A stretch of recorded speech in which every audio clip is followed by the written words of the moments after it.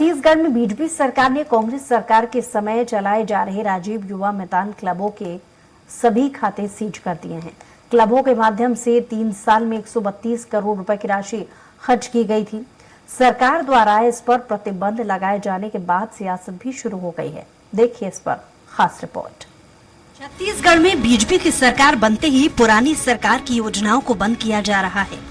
राजीव युवा मैदान क्लबों के नाम पर खर्च की गई राशि की उपयोगिता की जांच की जाएगी। सामाजिक और सांस्कृतिक गतिविधियों के नाम पर बिना आयोजन के पैसे निकालने की शिकायतों की बात सामने आई है।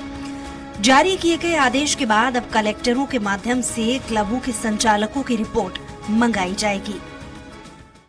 राजीव गांधी युवा मैदान क्लब योजना के तहत 2 वर्षों में गांव-गांव में 13,269 क्लब बनाए गए हैं। योजना का शुभारंभ 18 सितंबर 2021 को किया गया था। प्रत्येक क्लब में 20 से 40 युवा शामिल किए गए हैं। प्रत्येक क्लब को हर साल 1 लाख रुपए का अनुदान दिया जाता था। पूर्ववर्ती कांग्रेस सरकार ने फरवरी 2022 में राजीव युवा मैदान क्लब को लेकर गाइडलाइन जारी कर दी थी और इसके प्रदेश अध्यक्ष मुख्यमंत्री थे। क्लब के संगठन को लेकर तर्क था कि युवाओं को रचनात्मक गतिविधियों से जोड़ने, उसमें नेतृत्व क्षमता का विकास करने और इसकी प्रतिभा को मंच प्रदान करने के लिए इसका गठन किया गया। लेकिन सरकार बदलते ही अब बीजेपी और कांग्रेस के बीच जुबानी जंग तेज हो गई है।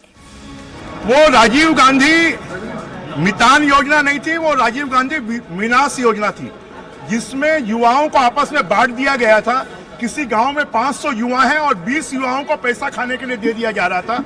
और अभी भी कुछ ऐसे अधिकारी कर्मचारी जिन्होंने अपनी मानसिकता नहीं बदली है, वो उन पैसों की बंदरबाट कर रहे थे, इसलिए उस पर रोक लगाई गई है। भारतीय जनता पार्टी की विष्णुदेव साय सरकार संशय की स्थिति में है। ये तय ही नहीं कर पा रहे हैं कि क्या करना है और क्या नहीं करना है, और जिस तरह से बदले की भावना से ये काम कर रहे हैं।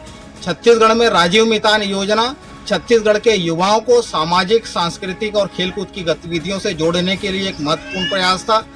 युवा विरोधी विष्णुदेव सरकार इस योजना को बंद करके छत्तीसगढ़ के युवाओं से बदला लेना चाह रही है। छत्तीसगढ़ की युवाओं की उपेक्षा कर रही है। कांग्रेस पार्टी विष्णुदेव सरकार के इस निर्णय का विरोध करती है। अलग अलग समय में भाजपा के अलग अलग नेता इस तरह से, कोई बिजली बिल हाफ योजना के खिलाफ बयानबाजी करता है, तो कोई चौथी किस्त राजीव गांधी किसान न्याय योजना की जो बजट में प्रावधान किया जा चुका है उसकी राशि को रोकने की बात करते हैं। तो भारतीय जनता पार्टी के नेता तय ही नहीं कर पा रहे कि आखिर ये करना क्या है।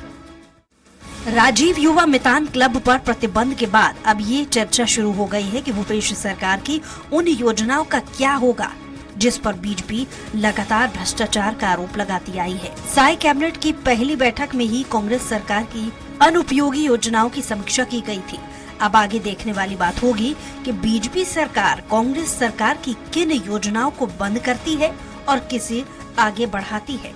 रायपुर से स्वराज एक्सप्रेस के लिए हेमंत शर्मा की रिपोर्ट। खबर